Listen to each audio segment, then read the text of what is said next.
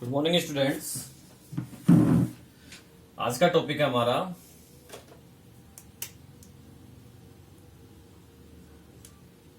Freundlich अधिशोषण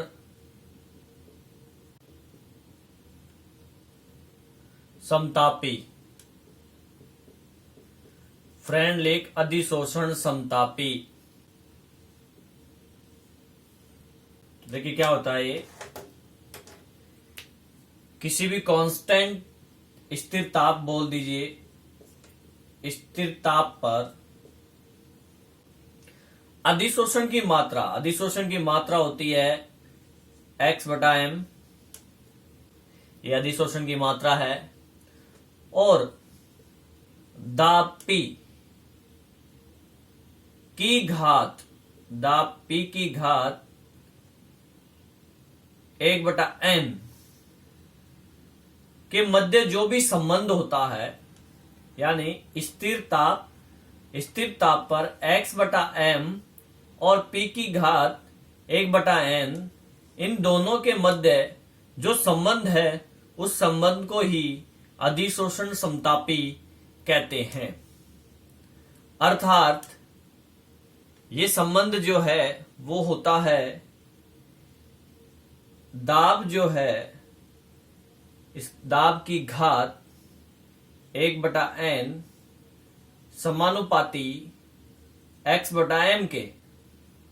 ठीक है ना, यानी दाब बढ़ेगा तो x/m भी बढ़ेगा। यहां पे जो 1/n है, 1/n वो ढाल होता है जिसकी मैं ग्राफ में बात करने वाला हूं। p 1/n समानुपाती x/m। समानुपाती का चिन्ह हटाएंगे तो ये हो जाएगा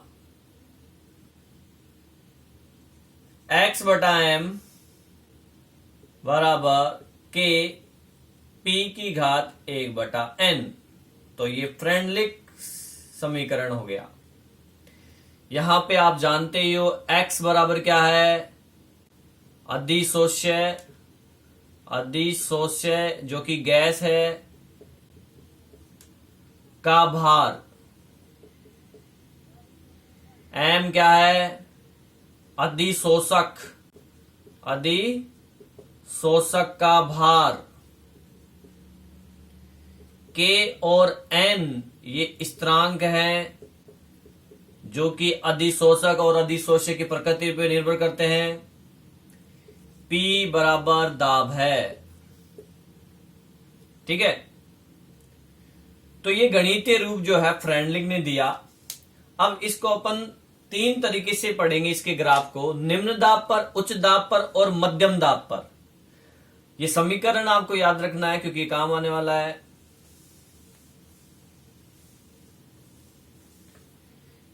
तीनों दाब पर अपन इसको एक्सप्लेन करते हैं। देखिए पहला है निम्न दाब पर।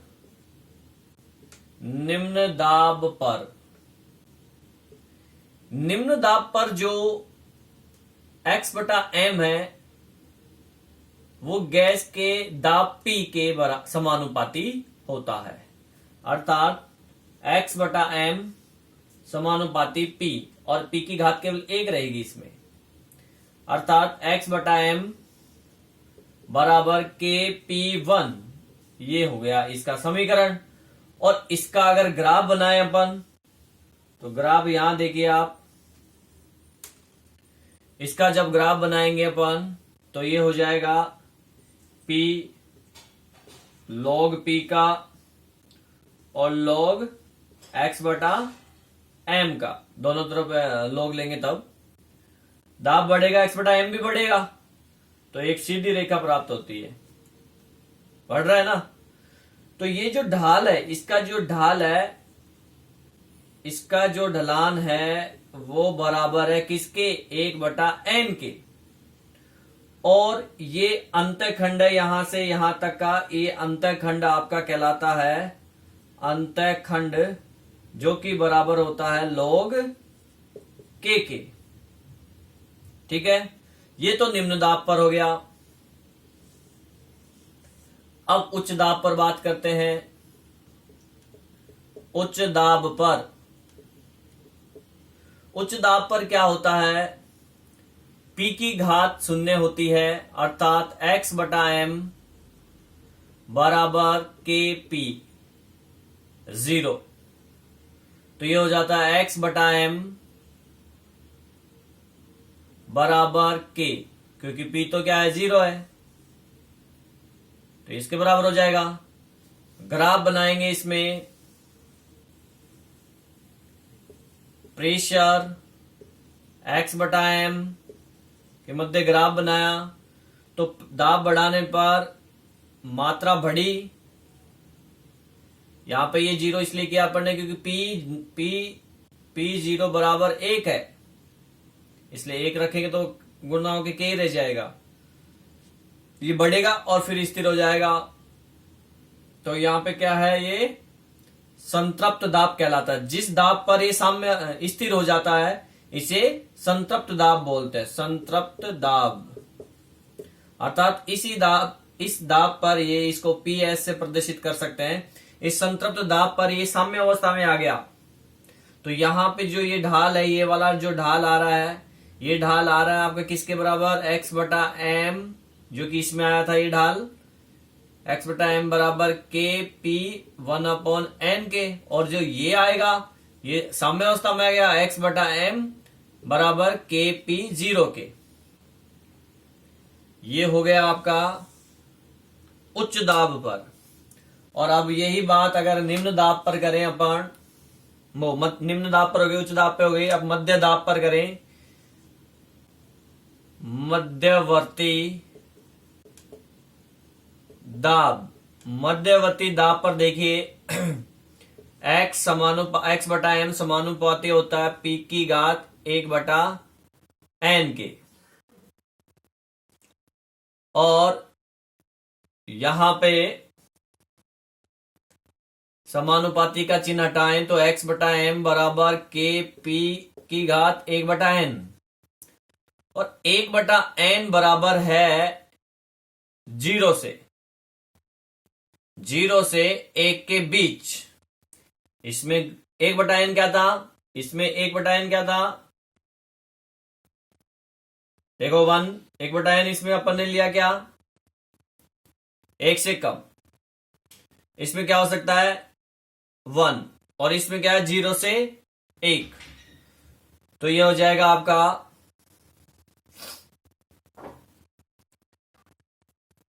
समीकरण, फ्रेंडलिक समीकरण, समतापी समीकरण फ्रेंडलिक का। इसमें ग्राफ बनाएं अगर अपन, तो ग्राफ ये बन जाएगा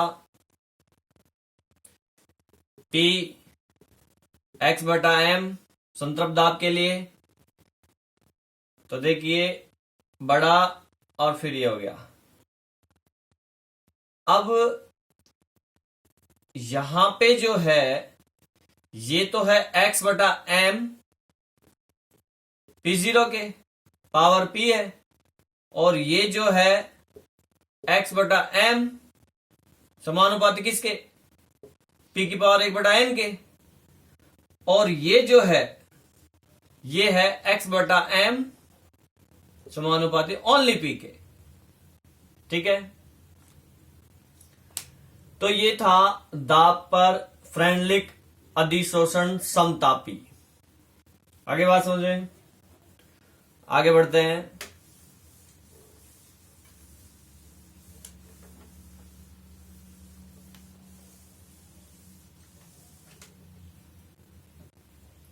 अगला टॉपिक है विलियनोव में अधिशोषण।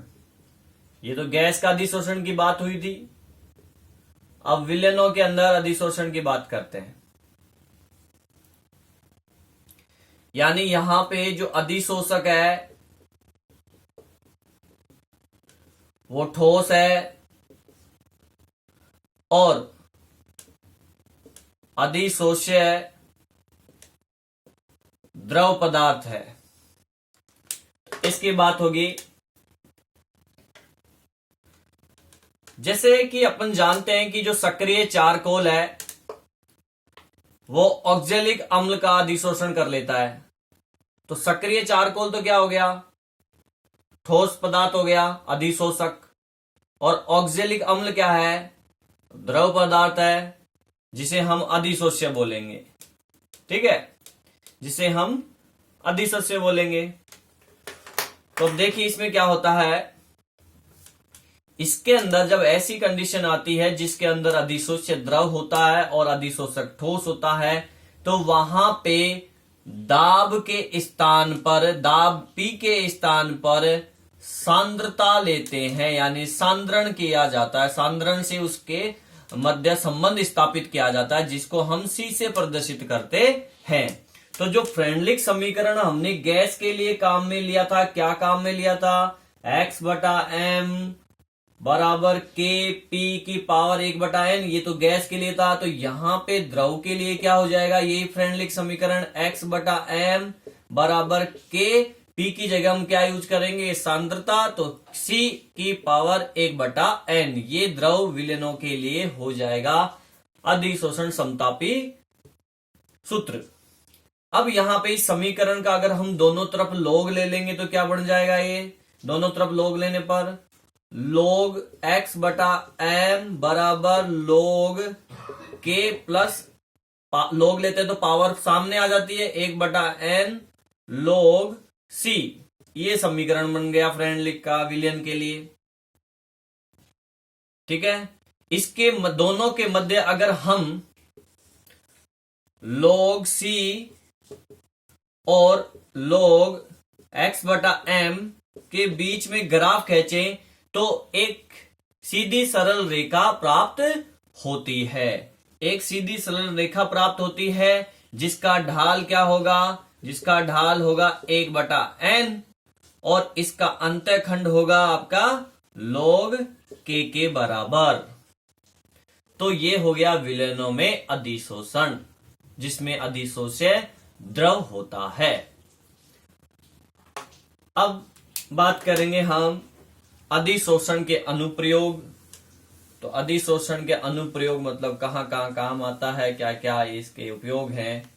तो वैसे तो देखिए बहुत जगह है, लेकिन मोटे मोटे हम बात करें अगर अधिशोषण के उपयोग की, तो पहला उपयोग है कठोर जल का मृदुकरण।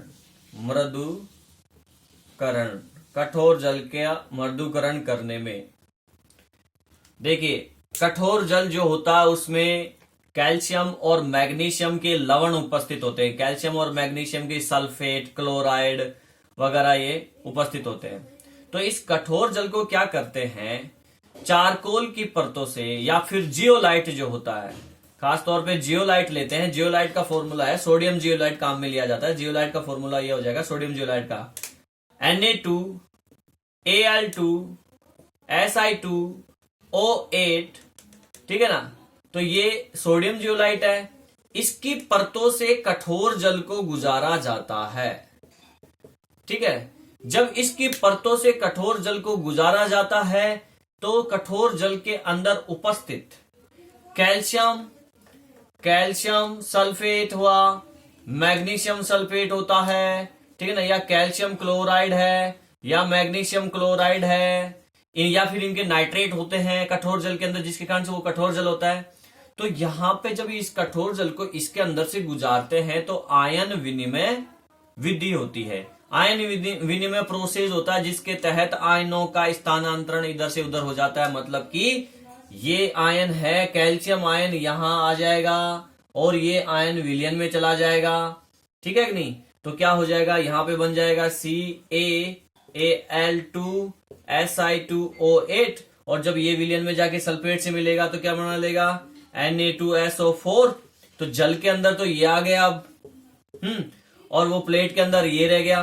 तो जल के अंदर सोडियम सल्फेट आ गया, और हम जानते हैं सोडियम सल्फेट के कारण जो है कठोर जल मृदु नहीं, वो कठोर जल जो है नहीं होता है, अर्थात कठोरता दूर हो गई। तो पहला उपयोग हो गया। दूसरे उपयोग की अगर बात करें तो गैस मास्क में, ठीक है, गैस मास्क जो है मास्क लगाया जाता है खानों में काम करने वाले। दूसरा उपयोग है गैस मास्क। जो खास तौर पे जो कोयले की खानें होती हैं या पेट्रोलियम की जो खानें होती हैं, वहां से क्या होती है, विषैली गैसें निकलती हैं। इसलिए वहां पे काम करने वाले जो है गैस मास्क का उपयोग करते हैं, और उस गैस मास्क के अंदर जो है सक्रिय चारकोल या फिर सिलिका जेल भी यूज की जाती है। सिलिका जेल इनका उपयोग करते हैं। ये क्या करते हैं, वायुमंडल के अंदर जो विषैली गैस होता है उसका अधिशोषण कर लेती हैं, जिससे कि शुद्ध वायु सांस लेने के लिए उपलब्ध हो जाती है। तीसरा उपयोग बात करें शक्कर के शोधन में। चीनी का शोधन होता है। देखो, चीनी का जो विलयन होता है वो रंगीन होता है, तो उसको रंगहीन बनाने के लिए क्या करते हैं, जंतु चारकोल से। तो जंतु चारकोल से उस विलयन को गुजारते हैं, जिससे कि उसमें जो रंगीन पदार्थ के जो कण हैं उनका जंतु चारकोल अधिशोषण कर लेता है और विलयन रंगहीन हो जाता है, इसलिए चीनी सफेद हो जाती है। चौथा उपयोग की बात करें, उत्प्रेरण। जिन रासायनिक अभिक्रियाओं में उत्प्रेरक काम आते हैं वहां पे अधिशोषण की प्रक्रिया ही होती है। ठीक है ना। इसमें हम जो है कई बार आयरन का चूर्ण काम में लेते हैं। अमोनिया की जो विधि होती है, अमोनिया का जो औद्योगिक निर्माण होता है वहां पे महीन आयरन का चूर्ण काम में लिया जाता है। तेल का जो हाइड्रोजनीकरण होता है उसमें निकल चूर्ण का काम में लिया जाता है। पांचवा उपयोग अगर बात करें तो अक्रिय गैसों का पृथक्करण। ठीक है ना। जो क्रिया नहीं करने वाली गैसें हैं उनको अलग करने में भी अधिशोषण की विधि काम में ली जाती है। इसके अंदर हम चारकोल काम में लेते हैं, चारकोल। ठीक है। इसके अलावा छठा उपयोग अगर बात करें तो वह है उच्च निर्वात उत्पन्न करने में। देखो, वैसे तो पंप होता है, निर्वात पंप होता है जिसकी सहायता से हवा बाहर खींच ली जाती है, लेकिन कुछ जगह पे हमें उच्च निर्वात की जरूरत पड़ती है, बहुत ज्यादा उच्च निर्वात हो। तो इसके लिए क्या करते हैं, जैसे द्रव वायु है, पात्र में द्रव वायु में ठंडा किए गए चारकोल डाल देते हैं, ठंडा करा हुआ चारकोल डाल देते हैं, तो वहां चारकोल जो है शेष बची हुई वायु का क्या कर लेता है, अधिशोषण कर लेता है। अगर कुछ वायु बच जाती है तो उसका भी अधिशोषण कर लेता है, जिससे उच्च निर्वात उत्पन्न हो जाता है। अधिशोषण सूचकों में भी इसका उपयोग किया जाता है। देखिए, सूचकों के अंदर अपन जो अवक्षेपण करते हैं, अवक्षेपण, अनुमापन, इनके अंदर भी अधिशोषण सूचकों का उपयोग किया जाता है, जिससे वो कलर देते हैं। आर्द्रता नियंत्रण में आठवां है आर्द्रता नियंत्रण में। आर्द्रता नियंत्रण का मतलब है नमी को कंट्रोल करने में। सिलिका जेल, एल्यूमिना जेल, ये जल वाष्प के अच्छे अधिशोषक होते हैं, और नमी, वातावरण में जो नमी होती है वायु के अंदर, उसको ये खींच लेते हैं, उसका अधिशोषण कर लेते हैं। ठीक है। इसके अलावा फोटोग्राफी, जो क्रोमेटोग्राफी होता है, क्रोमेटोग्राफी नवा, इसमें भी अधिशोषण की प्रक्रिया काम आती है। सिलिका जेल, एल्यूमिना जेल जैसे जो है अधिशोषकों का उपयोग किया जाता है, और ये अवयवों को पृथक करने में काम आती है। अगर दो मिश्रण मिले हुए हैं तो उन मिश्रण को अलग किया जाता है इस विधि द्वारा। ठीक है। और 10वां अगर बात करें तो घाव पर लगाने वाली जो क्रीम है वो भी अधिशोषण के सिद्धांत पर ही कार्य करती है। हमारी कोशिकाएं, हमारा घाव जो है, उस क्रीम की जो दवा है उसका अधिशोषण कर लेती हैं, जिससे कि जल्दी से वो ठीक हो जाते हैं घाव।